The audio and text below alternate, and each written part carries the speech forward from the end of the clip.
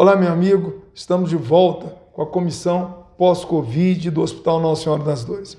E hoje nós temos uma grata satisfação, certo? Participante, ativamente dessa comissão, a doutora Nicole, certo? Nós temos, na verdade, uma preocupação. A preocupação hoje, certo? Não é só com a doença Covid, com seus sintomas, mas também o pós-tratamento, que nós temos visto que atinge, infelizmente, vários órgãos. E por atingir vários órgãos, nós estamos preocupados.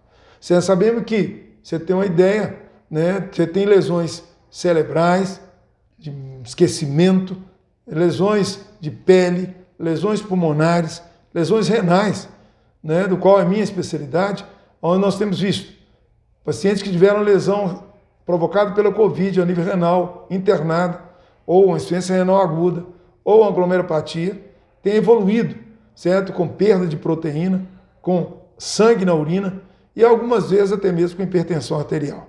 Fora disso, nós temos comprometimento também miocárdio, ou seja, o coração também é comprometido. A doença que acomete o coração chama-se pericardite ou miocardite. A miocardite, então, atinge o próprio coração, que tem lesado e é, infelizmente, atingindo até mesmo atletas que têm a sua atividade diminuída pela essa doença. Mas hoje nós vamos falar sobre comprometimento, certo? Pulmonar e muscular. Eu apresento agora a Nicole e deixo que ela se apresente, tempo de formado, onde formou e aonde ela trabalha. Boa tarde, Nicole. Boa tarde. Meu nome é Nicole Reis, eu sou fisioterapeuta desde 2008, formada na FUNSESI, atualmente atuando aqui frente no Hospital Nossa Senhora das Dores. E em pouco tempo, atuando na reabilitação aqui, a gente tem visto como é grande o número de sequelados pós a Covid-19. E a fisioterapia tem como objetivo principal promover a reabilitação respiratória e motora, que é um dos principais acometimentos desses pacientes.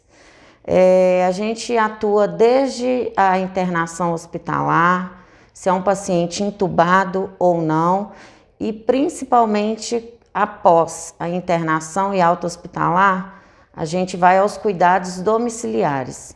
O paciente já sai do hospital, encaminhado para fisioterapia, a gente avalia o paciente como um todo, direcionando ele para um outro tipo de tratamento, seja ele psicológico, com a fonoaudióloga, nutricionista, e a gente vai em cima daquele comprometimento, fazendo um atendimento especializado para cada paciente. Então nós temos hoje, temos visto aqui no hospital, que esse paciente com Covid, nós sabemos que tem um período, certo? Que embora esteja com o vírus, ele não manifesta a doença. Isso. Quando ele chega a manifestar a doença, e a doença, certo, tem um comprometimento pulmonar, respiratório, você acha que quanto mais precoce começar a fisioterapia, isso reduz o tempo de internação, certo? Previne a questão de intubação ou não, Nicole? Com certeza. O paciente, quando ele é admitido precocemente, a gente já vê, em relação à avaliação pulmonar, por exemplo, a complacência, que é como esse órgão está expandindo, em relação à saturação, que é o nível de oxigênio no sangue. Geralmente esse paciente já chega com uma saturação menor e a tendência com o passar dos dias é esse quadro ter uma piora do quadro. Então a gente já faz um tratamento preventivo de reexpansão pulmonar, de oxigenoterapia, dentre outros. É interessante porque hoje se fala muito em oximetria. Isso. O que vem a ser oximetria para que as pessoas possam entender, certo? Que eu tentei levar também a Secretaria de Saúde e a equipe de enfermagem do PSF. Então, a oximetria é aquele aparelho que hoje a gente usa, que é o oxímetro de pulso. É um aparelho que é acoplado numa falange do paciente e ali ele nos dá os dados de frequência cardíaca, Hoje a frequência cardíaca normal, que a gente considera em repouso, é de 80 a 100 batimentos por minuto, então ela nos dá esses dados.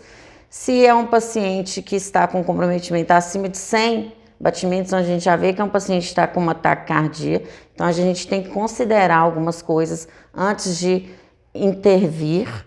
E ali também ela nos dá os dados de saturação, que é o nível de oxigênio no sangue.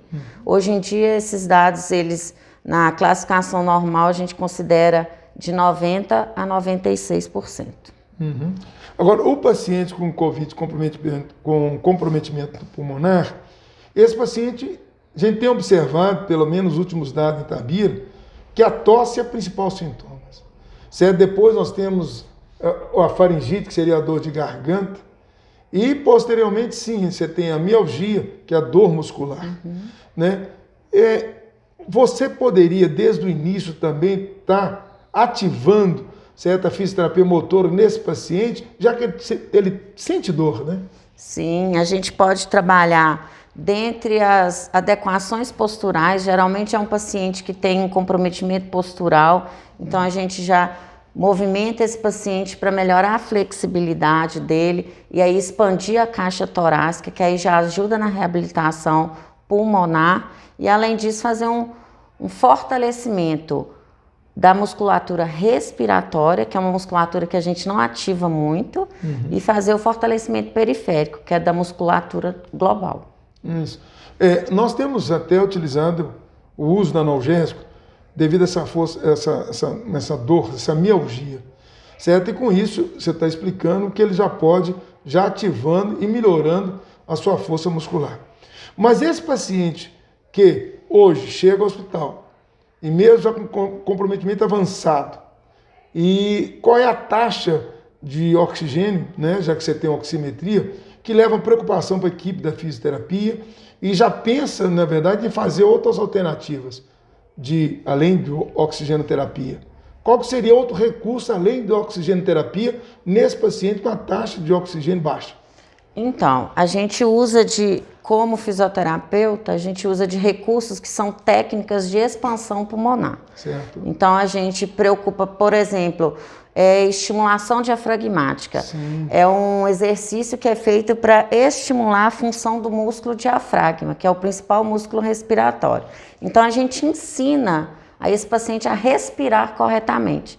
Ou seja, um paciente que tem a expansão pulmonar só no ápice, a gente vai ensinar ele a levar esse ar até lá na base do pulmão. Então, é uma forma de melhorar a oxigenação. Tá. Agora, ele passando, ele não consegue fazer essa ginástica. Parece que vocês têm outra alternativa, seria o VNI. O que é ser o VNI? Porque é uma preocupação saber que além do oxigênio que melhorou, o que vai fazer? Isso. A VNI é uma ventilação mecânica não invasiva. A gente usa muito aqui nos leitos do hospital quando o paciente está com esforço respiratório. Ou seja, ele está tendo dificuldade para respirar. Então, o que a VNI vai fazer? Ela vai atingir os alvéolos desse paciente e vai abri-los, fazendo com que o ar expande em toda a área pulmonar e esse esforço respiratório acabe. Sim. Então, VNI é uma alternativa que você tem antes de levar esse paciente a um tubo. A um tubo. Isso. Né? Porque se o VNI, a gente pede uma tolerância no paciente de 30 minutos no mínimo para ter uma eficácia. Caso esse paciente não consiga se adaptar bem e ele continue tendo queda de saturação, esforço respiratório, infelizmente, ele vai para o TOT, né? Que é ser entubado, e lá a gente ajuda o médico no processo de intubação e outros processos mais lá já dentro da UTI. Gostei do TOT. O TOT é o tubo orotraqueal, ou seja, nós colocamos o tubo dentro da boca e vai até a traqueia. Isso. Para expandir esse paciente. Esse paciente está em falência respiratória. A falência respiratória é quando você não consegue mais oxigenoterapia, VNI, que é a ventilação não invasiva, onde só usa máscara, né? Não é isso? A máscara de alta pressão, expande o pulmão, ele não tolera, aí ele não tolerando, então em falência, aí você tem que, na verdade, entubá-lo, Isso. colocar em ventilação mecânica invasiva e sedação. Esse é um paciente muito grave. Esse paciente necessita e precisa da fisioterapia, porque a fisioterapia ela faz o acompanhamento diário, né? Com esse paciente. Diário. E mesmo em ventilação mecânica, você acha que ele tem que manter a fisioterapia no sentido de expandir? A motora continua ou não? Geralmente é bem leve, só um exercício vascular, porque geralmente é um paciente em estado grave, né? Sim. Então a gente visa mais o comprometimento pulmonar, mas é um paciente secretivo, está muito imobilizado lá no leito. Então é uma mudança de decúbito, é uma aspiração que a gente faz, é uma técnica também para limpar os pulmões, né, de excesso de secreção e manter esse paciente com uma saturação estável. Eles querem saber o que é pronação, porque eles têm ouvido falar no nível de televisão, o que vem a ser pronar o paciente? A fisioterapia tem usado esse recurso. Pronação é quando a gente coloca o paciente de barriga para baixo, né? No sentido de promover ao pulmão uma oxigenação melhor. Então, geralmente, quando o paciente está lá no leito da UTI e ele está num estado mais crítico, é uma alternativa que a gente tem para fazer uma drenagem postural, que a gente chama, e oxigenar melhor a área pulmonar. Então, essa é a parte importante. Quando nós tiramos o tubo, esse paciente ele volta a respirar, certo? O que a gente observa é o seguinte, existe algo que dificulta e muitas vezes esse paciente volta. Quais as principais causas que fazem que você retira o paciente do tubo, retira da ventilação mecânica? Quais os fatores que o levam de novo à ventilação? Muitas vezes é um paciente que ficou muito tempo sedado, muito tempo imobilizado. Então, quando ele volta pós-sedação, é um paciente que acorda agitado, com uma agitação psicomotora, e aí, infelizmente, ele tem um desconforto respiratório de novo, ele não se adapta à VNI, que é uma outra alternativa, e infelizmente ele é entubado e volta aquele processo grave todo de novo. Por isso que é importante a fisioterapia. A fisioterapia respiratória motora, mesmo que o paciente esteja em ventilação mecânica. O problema é o pós. E esse paciente, certo? Com fraqueza muscular, muitas vezes desnutrido, porque é um período de desnutrição, existe a sedação, a eliminação da sedação com dificuldade, porque há um comprometimento de todos os órgãos, certo? Esse pós é o mais importante. E nós temos, na verdade, observado esse paciente, depois que sai da UTI, ele tem dificuldade para deambular, tem a dificuldade para tosse e muitas vezes acaba infectando. Você acha que existem fatores que poderiam melhorar mais esse fator pós-Covid, pós-intubação? É mesmo a intensificação da fisioterapia, tá? A gente tem que ver esse paciente como um todo, é um paciente que está extremamente com perda de massa magra, com fadiga muscular, esforço respiratório, tem que ser trabalhada essa questão respiratória. Às vezes a gente usa de recurso terapêutico, que é o floater, alguns aparelhos específicos para fortalecer essa musculatura e intensificar mesmo a fisioterapia com ele, sob supervisão, para que o paciente tenha um prognóstico bom, para que ele volte a ser funcional e tenha qualidade de vida. Você orienta aqueles que tiveram Covid, ou mesmo que tenha estado no hospital, e o que não esteve no hospital, está em casa e teve Covid, o que você orienta para eles lá em casa? Eu oriento para que ele faça, mesmo que no seu dia a dia, através de cartilhas que a gente mesmo vai distribuir para o público aqui, com orientações simples de exercícios que podem ser feitos no seu sofá, no seu quarto, exercícios respiratórios que é respirar corretamente usando diafragma para melhorar postura, alongamentos, exercícios motores associados aos respiratórios. Dentre esses, a gente vai ilustrar alguns nas nossas cartilhas que vão ser entregues. É isso mesmo.